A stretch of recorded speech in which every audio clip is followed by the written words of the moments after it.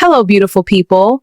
Welcome back to Lima's Relationship Vibes podcast, where we squeeze the truth out of love one conversation at a time. I'm your host, Lima. Let me ask you something. Have you ever been in a relationship that didn't end because of cheating?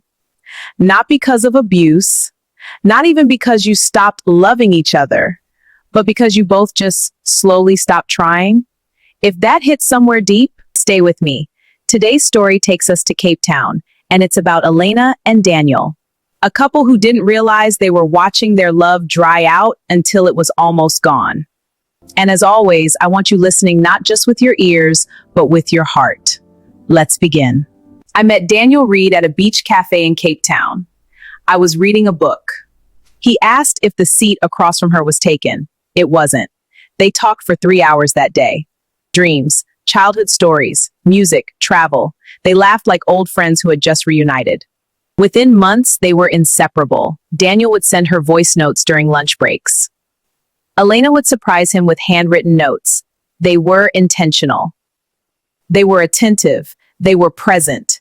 And then, life happened. Work promotions, longer hours, deadlines, fatigue.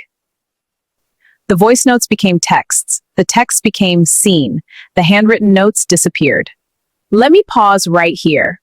Maya Niz, have you ever noticed how love doesn't usually collapse in one big dramatic moment? It fades in small, quiet neglect. Think about that. Elena started feeling alone while sitting next to Daniel. He would scroll on his phone while she spoke. You're not listening. I'm tired, Elena. You always say that. Because it's true. And that's a problem. He would think, nothing I do is enough anymore. They weren't fighting loudly. They were disconnecting silently. One night, Elena said, Daniel, when was the last time we had a real conversation? But do we talk every talk? Exchange information, we don't connect.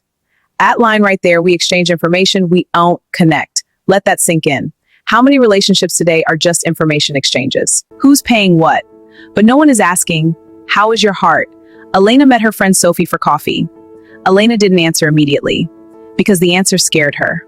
Meanwhile, Daniel spoke to his colleague who said, bro, this is normal. Relationships cool down. Just focus on work. See, sometimes the worst advice isn't toxic. It's dismissive. Just focus on work. But relationships don't survive on autopilot. They require watering, attention, curiosity, effort, Dios. That night, Elena slept facing the wall. Daniel stayed up late watching videos and both of them felt alone. The breaking point wasn't dramatic. It was quiet. Elena forgot their anniversary. Daniel forgot too. They realized it 2 days later.